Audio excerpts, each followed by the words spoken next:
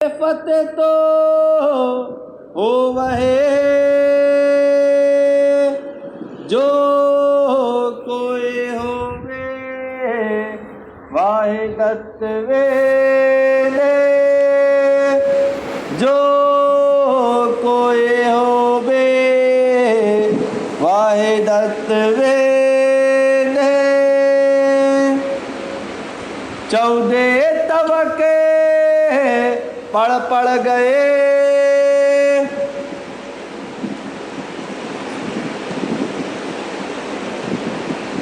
प्रणाम। फरमाइए पुजारी महाराज, फरमाइए सुंदर साथ जी। गए 14 तबक पढ़ पढ़ गए, महानतम बुद्धि के सागर आदि सतगुरु आप श्री प्राणनाथ जी महाराज बड़ी मत के धनी फरमाते हैं। प्यारे सुंदर साथ जी, निज दरबार बंगला जी में महासंगार का ये आखिरी प्रकरण हक महबूब के जवाब, जिनमें आप पिया श्री प्राणनाथ जी इंद्रावती जी को साक्ष्य सवालों का जवाब दे रहे हैं और भी बता रहे हैं कि तुम्हारे वास्ते हमने ये जो इलम भेजा है, ये जो तारतम भेजा है और तुम्हारे वास्ते फरमान भेजा है, तुम्हारे वास्ते हमने जितनी भी नियामतें परम धाम की भेजी है सब तुम्हारे वास्ते हैं। और इसमें खास करके ये इलम नुक्ता तारतम ऐसा है कि इसको पीने से मुर्दा भी जिंदा हो जाता है, मुर्दा भी बोल जान आ जाती है। और ये हम तुमको जो प्रेम की सुराही पिला रहे हैं, ये खिलवत से परम धाम से ला करके भर भर प्याले तुमको दे रहे हैं। आज तक किसी ने ये प्याले नहीं पिए थे, तुमको पिला रहे, तुम्हारे वास्ते लाए हैं। और ये जो सब जितने उपाय करते हैं तुम्हारे लिए तो कर रहे हैं, तुम्हारे अतिरिक्त कोई होवे तो बोलो। तुम्हारे अतिरिक्त संसार में दुनिया में कोई दूसरा नहीं है। तुम ही खिलवत की हो, तुम ही वाहिदत्त की हो, तुम ही परम धाम और सजीव की हो। और तुम्हारे लिए धामधनी ने ये सब खजाना भेजा है, जिनके अंदर में ये बात जाहिर कर रहे हैं जो फरमान है, जो फरमान जिसका नाम कुरान है। और इस कुरान को इस 14 लोग के सभी लोग पढ़ते रहे, पढ़ गए। अब ये अकेली कुरान की बात नहीं है, बाकी जितने भी धर्म ग्रंथ तो सब पढ़ते हैं, लेकिन उसके अंदर में जो भेद छिपे हुए हैं, उनमें जो रहस्य छिपे हुए हैं, उन रहस्यों को कोई नहीं जानता है। उन अंदर में बातें जो छिपी हुई हैं कोई नहीं जानता है। इसी तरह से कुरान भी लोग पढ़ पढ़ करके बस फिर पढ़ा पाठ करते रहे। इस तरह से अभी भी आने वाला समय, अभी देखना ये जो अभी आएगा रमजान का महीना आता है, तो उसमें तो उनको खास पढ़ना ही पड़ता है जो रोजा करते हैं। रोजा जिसको व्रत करना है तो उनको ये पूरी कुरान 29 दिनों में पढ़नी पड़ती है। तो ऐसे कई लोग पढ़ के गए और पढ़ करके पारायण करने से नहीं होता है, उसमें उतरना पड़ता है, उसमें घुसना पड़ता है, उसके अंदर डूबना पड़ता है। उसके रहस्य को एक रहस्य यदि उसका जान जाओगे तो फिर उससे बाहर नहीं निकल पाओगे, उसमें ओतप्रोत हो जाओगे, उसमें ही आनंद प्राप्त करोगे। तो ऐसे 14 लोग के अंदर में लोग इस कुरान को फरमान को पढ़ते गए, परंतु किने खोले नहीं किताब, किन खोले नहीं किताब। तो किताब के अंदर में जो गूढ़ भाव हैं, उस किताब कुरान के अंदर में जो रहस्य छिपे हुए हैं, जो मायने हैं अंदर में छिपे हुए, उनको किसी ने जाहिर नहीं किया। खोलना मतलब जाहिर करना, प्रकट करना, उसका रहस्य प्रकट करना किसी ने नहीं। सबने पढ़ा है, पढ़ करके कई आलिम फाजिल गए, बड़े बड़े मौलवी गए, बड़े बड़े मुफ्ती गए, बहुत से लोग गए, इनको किसी को उसका अंदर का भेद समझ में नहीं आया। इशारते रमूजे क्यों खोले, इशारते रमूजे क्यों खोले। साथ जी, इन किताब में, इन वाणी के अंदर में जो कुछ लिखा है वो इशारे में लिखा हुआ है, इशारे में लिखा हुआ है। और रमूजे मतलब गूढ़ भाव में लिखा हुआ है, उसमें गुज्ज भाव में लिखा हुआ है। कैसे खुलेगा, क्यों नहीं खुलता है, कारण क्या है, इसलिए नहीं खुलता है। देखो केने खोलाई दे किताब। देखो किन खुलाई खिताब, देखो किसने खुलवाया, किसको खिताब दिया। जानते हैं खिताब जो दर्जा होता है, जो दर्जा दिया गया जिसको पद भी कहा जाता है, तो किसको दिया है ये खिताब? ये दिया है श्री इंद्रावती जी को। और इनके अंदर में सब स्वरूप मिल करके बैठ गए इनके अंदर में। इंद्रावती बोलो किसको दिया है? आज तक खोला किसी ने? बोलो अच्छा। तो मतलब कि खिताब जो मिलना था वो आकुल इमाम मेहंदी, ये खिताब है।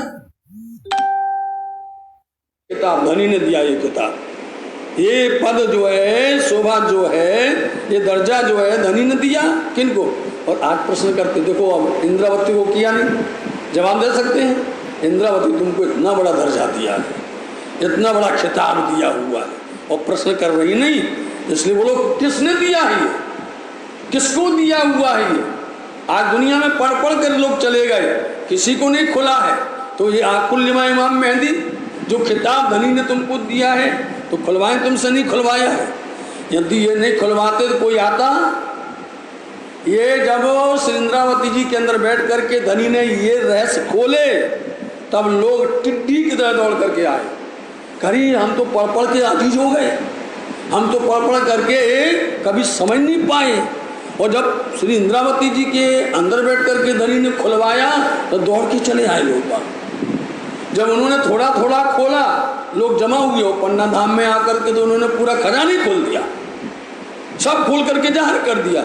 इसलिए किसने खुलवाया? ये मुक्ता हरफे तुम वास्ते, मुक्ता हरफ तुम वास्ते। इसलिए साथ जी से पूछो, कुछ ऐसे शब्द हैं, कुछ ऐसे पारा मतलब अध्याय हैं जिनके अंदर में विशेष शब्दों का मायना जो है यदि उनसे पूछा जावे तो वो चुप हो जाते हैं। और क्या कहते हैं? हजूर ये तो मुक्ता हरूप हैं, इनको कोई छू नहीं सकता है, ये तो आखिर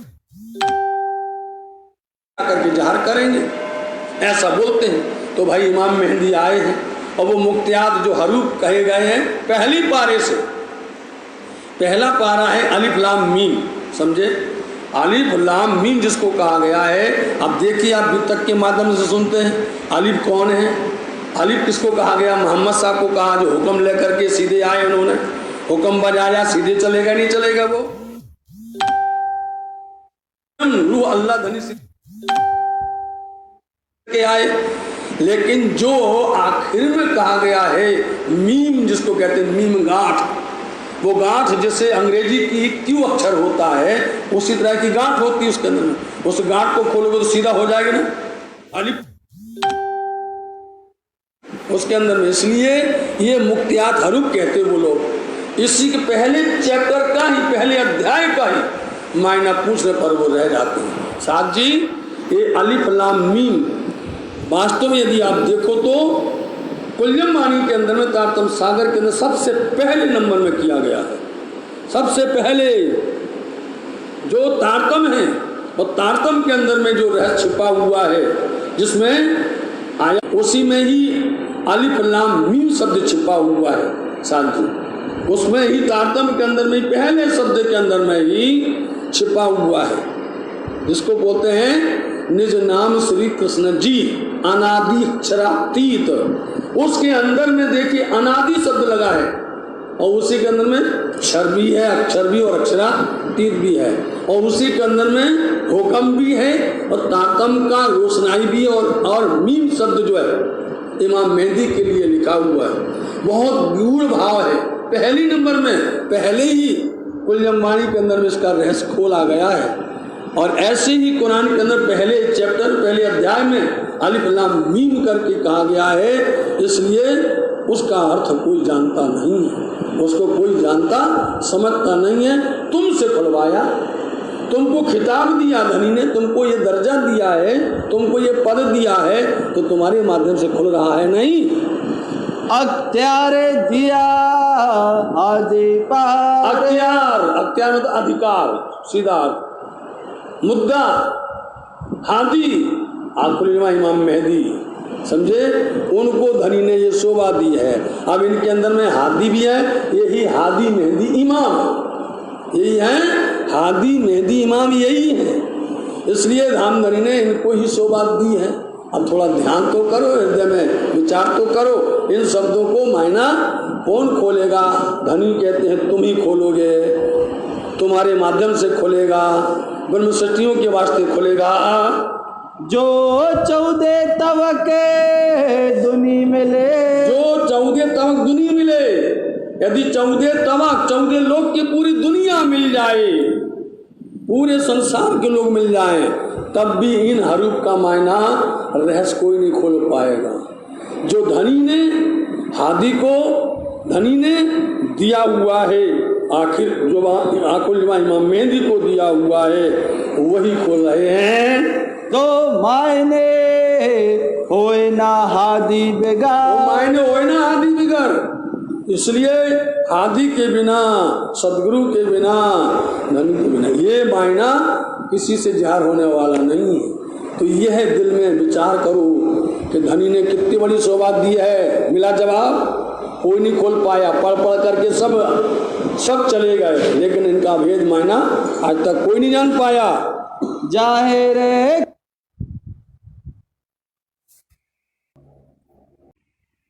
आखिर जो आकुल इमाम मेहंदी को दिया हुआ है, वही खोल रहे हैं। तो मायने होए ना हादी बेगार, तो मायने होए ना हादी बिगर। इसलिए हादी के बिना, सदगुरु के बिना, धनी के बिना ये मायना किसी से जार होने वाला नहीं। तो यह दिल में विचार करो कि धनी ने कितनी बड़ी शोभा दी है। मिला जवाब, कोई नहीं खोल पाया, पढ़ पढ़ करके सब चले गए, लेकिन इनका भेद मायना आज तक कोई नहीं जान पाया।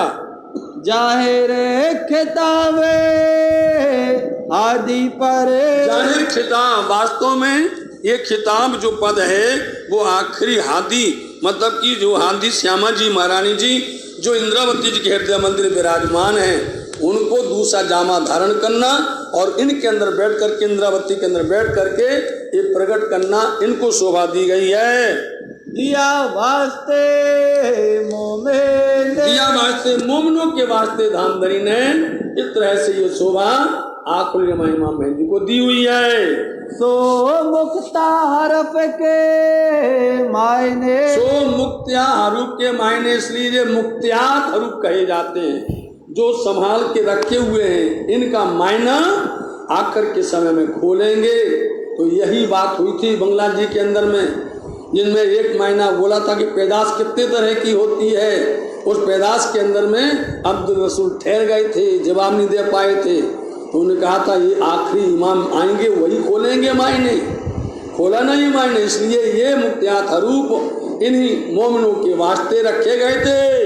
होए ना लुदन्नी बेने, होए ना लुदन्नी बिना, इसलिए इसके मायने जाहिर क्यों नहीं हुए कि लुदन्नी जिसका नाम तारतम है, तारतम के बिना, आदि के बिना, और जब तक ब्रह्म सृष्टि नहीं आएंगी तब तक ये मायने नहीं खुलना था।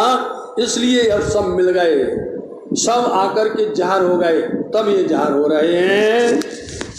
होए ना लुदन्नी बे, होए ना लुदन्नी बिन, जाहिर खिताबे हादी पर, जाहिर खिताब हादी पर, दिया वास्ते मोमेन, दिया वास्ते मोमिन ने।